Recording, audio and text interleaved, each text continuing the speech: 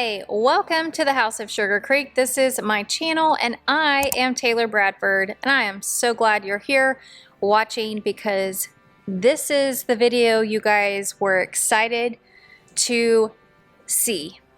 We're going to talk about transformations and what my pieces look like before and what they look like after. And I am so excited to show you these things. Yes, some of the photos will be vertical photos. Some of it I have some actual video footage from way back when, which is still vertical, but I'm going to show you what some of my pieces, the ones that I have before and afters, well obviously I have the afters because hello, they're here, but I'm going to show you the befores and what they look like when I bought them and what they look like now. So let's get started, and we're gonna get started with the one I'm sitting on right now.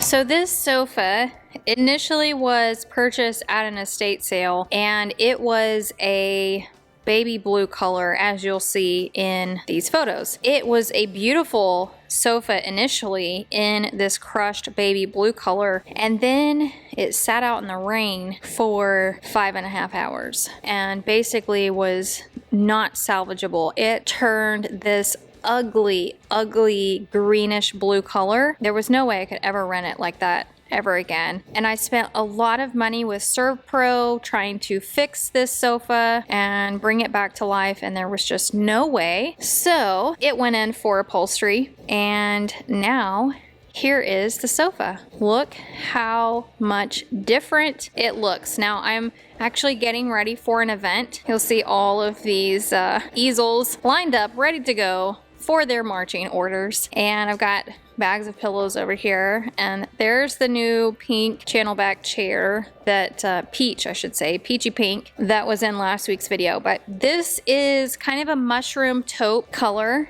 and it looks so much better in this color than that blue that started out to be a pretty blue but was not a pretty blue when it went in for upholstery. So this is number one, transformation. Let's go to transformation number two. I'm really hoping that I can find the actual before pictures of this sofa. So this is Willa. Willa needed a lot of love before she became this. So Willa is now this beautiful teal blue color, like seafoam green, and oh my gosh, she is so pretty. This is transformation number two. All right, this is Jewel, and Jewel was a sofa that I picked up off of Facebook Marketplace. I didn't like her fabric from the very beginning, but I loved the bones of her. I'd been wanting a French piece, but didn't want to pay the money for a French piece. So I went hunting for one and found one, and it was already in pretty good condition, but it had a silk fabric, and silk just does not handle well in the rental world. So I knew I was gonna eventually get it reupholstered into a velvet, and now let's take a peek at what Jewel looks like now. So this is Jewel, and she is a beautiful green. It's kind of pulling a little blue on the camera, but she is a beautiful green. I wonder if I back up a little bit if you can really get the full effect of her greenness. Her greenness, yeah, it's better. She is more Kelly green than she is emerald, and the camera is kind of showing her as emerald right now, but she is definitely a little bit more Kelly green than what you guys can see. And this is transformation number three. I really wish I had a photo of Wallace before Wallace became this beautiful navy blue. If you didn't catch my husband commenting on last week's video, Wallace was named Wallace because of our friend Monty was with my husband while they were out running errands, and my husband noticed this couch and chair on the side of the road, and he pulled over, and Monty was like, "What are you doing?" My husband's like, "Get out of the truck, we gotta load this in for Taylor." His last name is Wallace, but it's not spelled the same because his version is not vintage. So I found another version of his name, and so that's where Wallace came from. And now I know why I named this one a boy name, because Monty was with my husband when they found this couch and chair set. So this is transformation number four. On to the next. So this is Margot, and Margot is another transformation. This is transformation number 5. I don't have the original photo of. Let me just tell you, this one was so bad. It was so hideous. It's got new foam. It's got beautiful black velvet upholstery, but she's had some issues, and we've had to do a lot of shoring up on her because this is what's called a Duncan Fife style sofa, and you can see that it looks like the legs are, you know, kind of cockeyed, but it's because of the couch back sits back so far and the center of gravity is further back on this sofa. In order for that to not tip over, the legs have to be a certain way. But we've already had issues with Margot through the years. So you can see we're doing a repair on her right now. We actually had a repair made, and then we're having trouble attaching this beauty trim piece, which we finally figured out how to appropriately do that. But if you look up underneath here, you can see maybe. So we have this bracing that's kind of blurred, but do you see we now have this piece right here that is supporting between the two legs, and then in the back of the frame, which is tucked in up underneath this black fabric here, there's a new frame piece. And what should have happened when we had this repaired is all of the frame should have been repaired and actually replaced, but we only replaced the back and put a brace between, which eventually caused this front frame piece to have a major problem, which is where this is coming in. So we just finished putting on this beauty trim piece, and like I said, Margot was in really bad condition, but I got her for $25. So this one was free, Wallace was free, and Margot was like $25. I took her off the hands of the people selling her. Obviously, I have put money into her, fixing her a couple of times, plus all the upholstery that was done to her. So this is Margot. So that makes this transformation 5. All right, let's move on to the next one. Okay, this next sofa is Georgia, and Georgia was an ugly, ugly, ugly colored sofa as well, and I feel like I picked her up off of Facebook Marketplace. She needed a lot of love, and I knew I wanted a neutral color sofa, and so I had her reupholstered into kind of a beigey cream linen, and let's take a peek at her now. So this is Georgia now. And I have since moving her in to the space, I have since gilded some of her, which you can see right here. This is gold leaf paint that I absolutely love. And I plan on adding some more touches to her because she's got this beautiful detailing right here, and I feel like this deserves to have some more gold on it. So this is Georgia, and she for sure got a makeover. So I have these beautiful ivory ladies, and they have actually never gone out on a rental. They were just recently, one of them, its mate. See, that chair right there actually goes up in that hole. But one of them was used in a recent photo shoot over in the studio. I couldn't reach that guy to be placed back up there. So it's just living its best life right here for right now. But I have another chair. So this is the female chair because the sides are low. And let's walk over to where the other chair is because I just didn't get it back up on the stand. And this is the male version of the chair. So back in the Victorian days, women's skirts were really, really poofy, and you had skirt hoops to allow your skirts to be nice and full. And so there was a difference in the parlor chairs, one for a man and one for a woman. And this is the ladies' chair, specifically because of how her hoops would hang over those sides. These ladies got an extreme transformation. They were part of Willa, the teal settee, and they needed way a lot of help. And now they are a beautiful ivory color. My next transformation are the Lucille caneback chairs. And these chairs, let me show you, because I'm not 100% certain I could locate the before. I know I have in progress photos, but let me show you.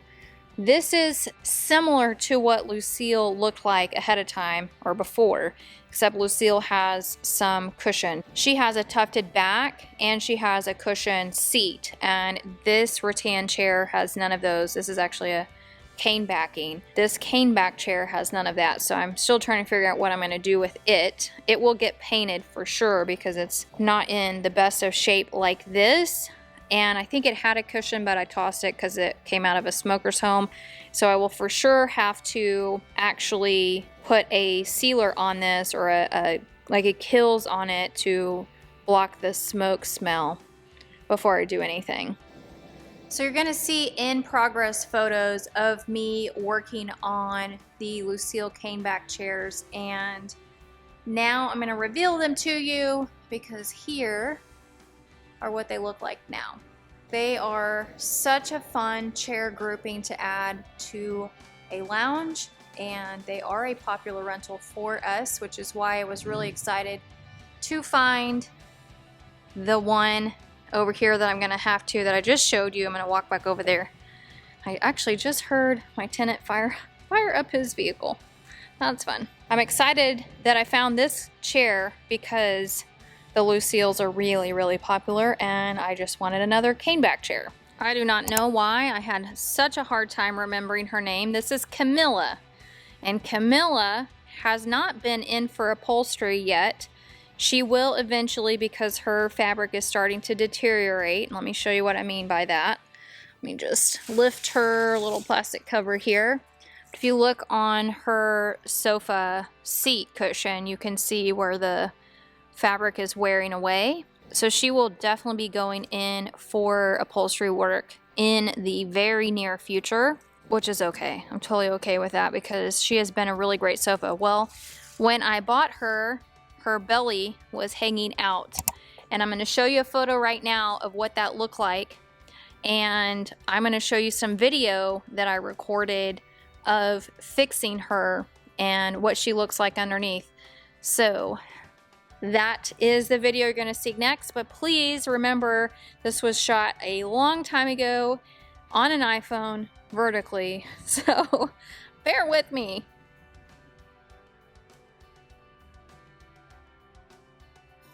So I'm trying to repair the bottom side of an old vintage sofa, and the spring's busted through the belly, and I can see why the spring's busted through the belly. There was no support underneath. So down here there is some ribbing in that green beautiful fabric, which was probably the original fabric to the sofa, and up here there is no green ribbing at all. So that is why all of this jute, burlap, whatever this stuff is, busted. And now I get to try and fix it, because I don't want those springs to pop out.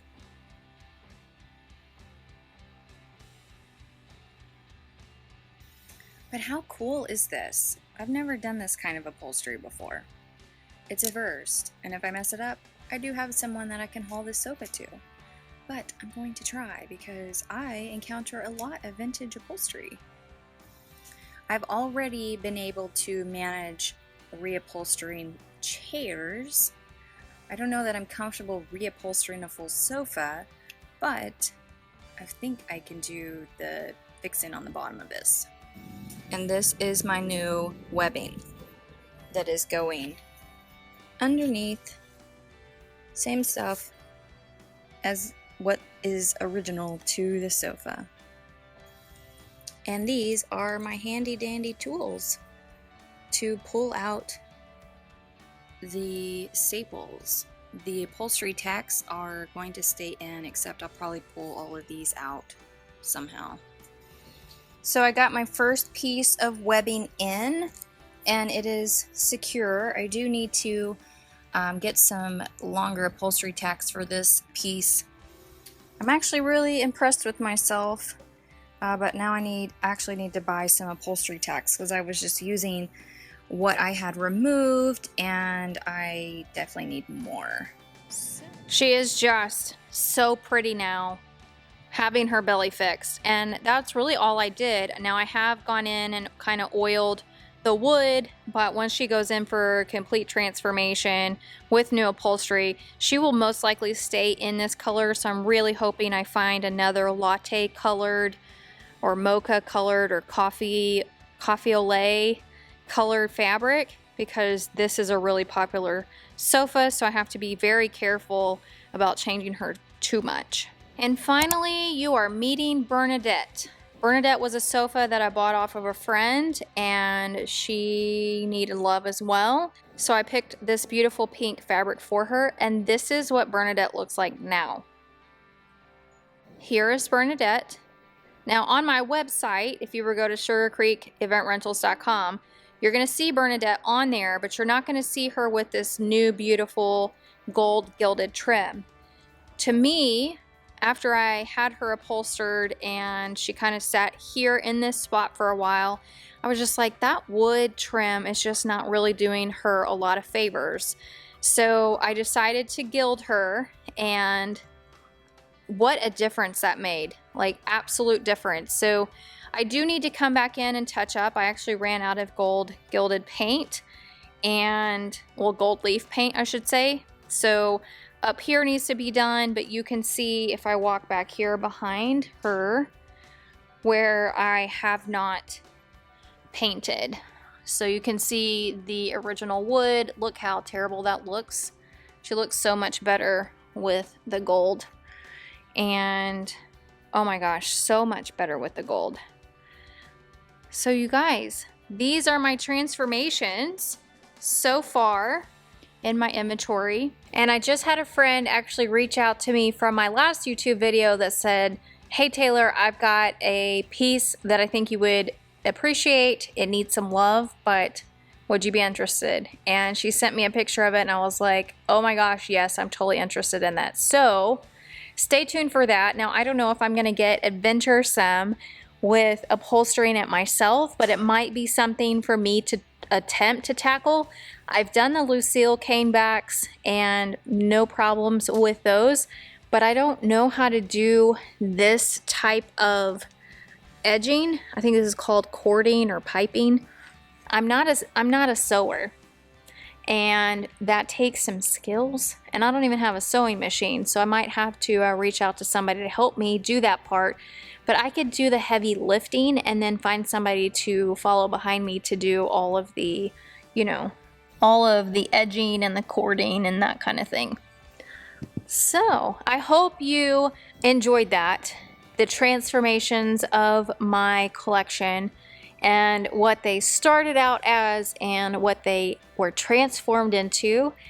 And yeah, I can't wait to take you down a journey of more transformations, because you guys know that I love adding to my collection where it makes sense and finding those pieces and bringing back life to them in a new way that my clients will love and cherish in their own events, and that they will be captured in those settings that are just so incredibly beautiful. Weddings are just a beautiful thing, and I'm so lucky to be in an industry of just so much beauty and so much talent. So if you missed last week's video, I'm going to cue it up right now so that you can watch it. And I also want you to subscribe to the channel if you haven't already. All right, get to watching.